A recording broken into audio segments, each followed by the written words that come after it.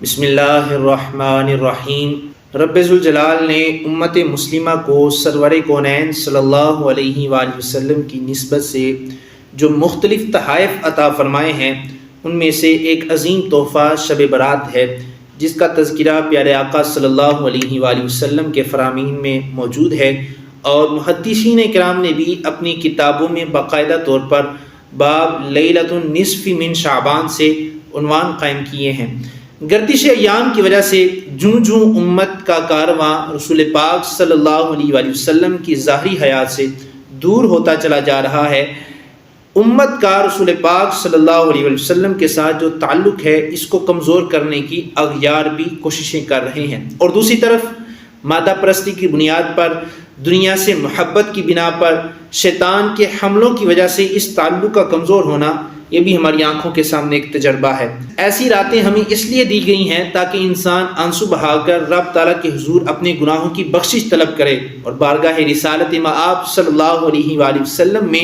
درود پاک کا نذرانہ پیش کر کے سرکار کے ساتھ اپنی نسبت کو مضبوط رکھے، اور توبہ کر کے رب تعالیٰ کی بندگی سے خالق کے ساتھ اپنے معاملات کلیئر رکھے تاکہ انسان دارین کی سعادتیں حاصل کر سکے۔ تو ایسے موقع شب برات جیسے یہ رب تعالیٰ کی رحمت ہے اس امت پر۔ رسول پاک صلی اللہ علیہ وآلہ وسلم نے اس مہینے کو اپنا مہینہ قرار دیا اور شہری کہہ کر کہ یہ میرا مہینہ ہے۔ نبی پاک صلی اللہ علیہ وآلہ وسلم نے اس مہینے کے ساتھ خصوصی پیار کا اظہار فرمایا ہے۔ جب آپ کی بارگاہ میں عرض کیا گیا یا رسول اللہ صلی اللہ علیہ وسلم،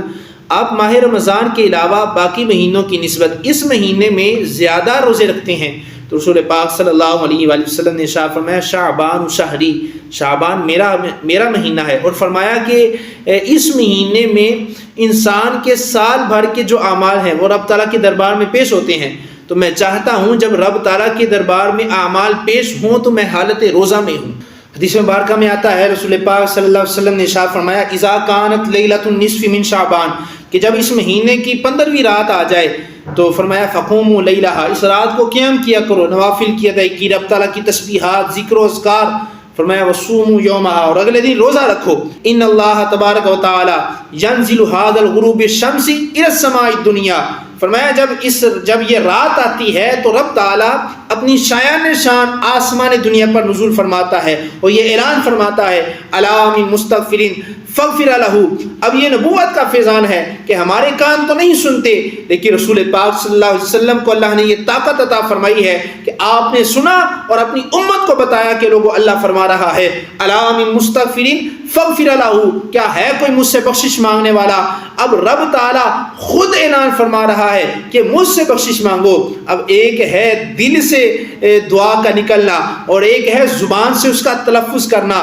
دل کے بھی جو خیالات ہیں دل سے بھی اظہار کرنا، اس کی بھی اپنی برکات ہیں، مگر اصل میں تلفظ ضروری ہے، زبان سے بولنا ضروری ہے، اگرچہ وہ سرن بول رہا ہو یا جہرن بول رہا ہو۔ رب یہ چاہتا ہے کہ جب یہ رات آئے تو میرے بندے مجھ سے بول کر بخشش طلب کریں، میں ان کو بخشنے والا ہوں، اور اس میں رب تعالیٰ کی طرف سے کوئی حد نہیں ہے کہ وہ ایک ہفتے کے گناہوں کی بخشش مانگے یا ایک مہینے کے گناہوں کی بخشش طلب کرے یا وہ سال کے گناہوں کی بخشش طلب کرے یا وہ اعلانیہ گناہ ہو یا پوشیدہ گناہوں کی بخشش طلب کرے۔ اللہ تعالیٰ نے کوئی حد نہیں لگائی ہے، فرمایا کہ میری بارگاہ میں آ کر جھک جائے، وہ جس طرح کے بھی گناہ ہوں گے میں بخشنے کے لیے تیار ہوں۔ تو ہمیں سال کے بعد اس رات کا یہ خصوصی موقع مل رہا ہے، تو اس رات کو غفلت میں گزارنا نہیں چاہیے کہ کہیں یہ موقع گزر نہ جائے، اور اگر گزر گیا تو افسوس کرتے رہیں گے کہ موسم بھی تھا، بیج بھی دامن میں تھا، مگر بونے کا وقت خواب تغافل میں کھو گیا۔ سرکار فرماتے ہیں، اللہ اعلان فرماتا ہے الا من مسترزقین فارزقہ۔ اب انسان میں دو طرح کی حرص ہے، ایک حرص ہے مال کی، پیسے کی، اور دوسری حرص ہے نیکی کی۔ ایک اس کو حرص ہے دنیا کی، ایک اس کو حرص ہے آخرت کی۔ یہ رات عظیم مزاج رکھتی ہے کہ اس رات میں دنیا کی حرص کا بھی اہتمام کیا گیا ہے، آخرت کی حرص کا بھی اہتمام کیا گیا ہے۔ بندہ چاہتا ہے کہ میرے رزق میں فراخی ہو جائے، میرا رزق بھر جائے، تو اللہ تعالیٰ اعلان فرماتا ہے الا من مسترزقین فارزقہ، کیا کوئی ہے مجھ سے رزق مانگنے والا، میں اس کی جھولی کو بھر دوں۔ آگے سرکار فرماتے ہیں الا من مبتلا فَوْعَافِيَهُ، کیا ہے کوئی ایسا جو مبتلا ہو چکا ہو غموں میں، بیماریوں میں، مصیبتوں میں، پریشانیوں میں؟ اللہ فرماتا ہے وہ مجھ سے دعا کرے، نجات چاہتا ہے، میں اس کو نجات دینے کے لیے تیار ہوں۔ اور پھر سرکار نے آخر میں ارشاد فرمایا الا قضا الا قضا حتی یطلع الفجر، اس طرح کے اعلانات ہوتے رہتے ہیں یہاں تک کہ فجر طلوع ہو جاتی ہے۔ اب چاہیے کہ اس رات انسان اللہ تعالیٰ کی بارگاہ میں دعا کرے، اور دعا کے لحاظ سے بھی مزید قبولیت کا اہتمام کرے کہ نوافل ادا کرے، ذکر و اذکار کرے، درود و سلام کی کثرت کرے، کہ جن امور کی وجہ سے اللہ تعالیٰ کی رحمتیں ویسے ہی چھم چھم برستی ہیں۔ تو جب یہ رات ہوگی تو پھر انسان کے لیے رب تعالیٰ کی طرف سے خصوصی عطائیں موجود ہوں گی،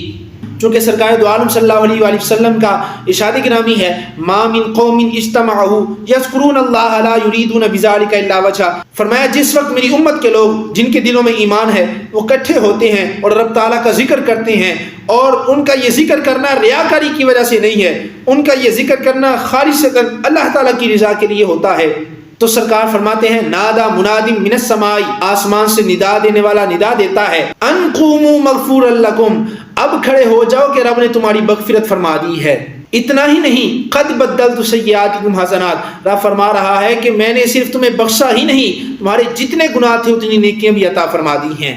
تو جب عام لمحات میں جب اللہ تعالیٰ کا ذکر کیا جائے تو اتنی خصوصی نوازشات ہیں، اتنی رحمتیں ہیں، اتنی برکتیں ہیں، تو اتنے کرم ہیں، تو جب خصوصی مواقع ہوں شب برات جیسے، لیلۃ القدر جیسے یہ خصوصی راتیں ہوں، تو ان راتوں میں جب رب تعالیٰ کا ذکر کیا جا رہا ہوگا تو پھر کتنی نوازشیں ہوتی ہوں گی، کتنی رحمتیں برستی ہوں گی، کتنی انوار و تجلیات کا نزول ہوتا ہوگا، رب تعالیٰ کی کتنی رحمتیں اس بندے پر برس رہی ہوں گی جو ان راتوں میں رب تعالیٰ کا ذکر کر رہا ہوگا، رب تعالیٰ کی بندگی کر رہا ہوگا۔ بخاری شریف میں حضرت سیدنا ابو ہریرہ رضی اللہ تعالیٰ عنہ سے روایت موجود ہے، رسول پاک صلی اللہ علیہ وآلہ وسلم نے ارشاد فرمایا جب اس طرح لوگ بیٹھتے ہیں تو اللہ تعالیٰ کی طرف سے بخشش کی خوشخبری سنائی جاتی ہے، فرشتے زمین میں آتے ہیں، جمعے کے اجتماعات ہوں یا وہ ایسی اجتماعات جہاں اللہ تعالیٰ کا ذکر ہو رہا ہوتا ہے، جب واپس جاتے ہیں تو امت کی گواہیاں پیش کرتے ہیں، اللہ تعالیٰ ارشاد فرماتا ہے اشہدکم، اے فرشتوں تم گواہ ہو جاؤ، قد غفرت لہم، میں نے ان سب کو بخش دیا ہے۔ پھر ان فرشتوں میں سے ایک فرشتہ رب تعالیٰ کی بارگاہ میں عرض کرتا ہے منہم فلان، کہ ان میں سے ایک آدمی ایسا تھا انما جاء لحاجہ، کہ وہ ایسے ہی گزر رہا تھا، اپنی حاجت کے لیے وہاں پہ آیا تھا، وہ تیرا ذکر کرنے کے لیے نہیں تھا آیا، اس کے دل میں کوئی ایسی نیت نہیں تھی کہ تیرا ذکر کرتا، وہ اپنی حاجت کے لیے آیا تھا۔ تو اللہ تعالیٰ فرماتا ہے ہم القوم لا یشقی جلیسہم، ان میں آ کر بیٹھنے والا بدبخت نہیں رہتا، خوش بخت ہو جاتا ہے۔ تو جب یہ جمعے کے لمحات ہوں یا ایسے لمحات یا ایسے اجتماعات جہاں میں اللہ کا ذکر کیا جا رہا ہو، تو وہ ذکر کرنے والے اتنے خوش بخت ہو جاتے ہیں کہ اللہ تعالیٰ ان کو بخش دیتا ہے، پھر ان کا ذکر فرشتوں میں فرماتا ہے۔ تو پھر جب خصوصی راتیں ہوں جو لیلۃ القدر کی رات ہو، شب برات ہو یا دیگر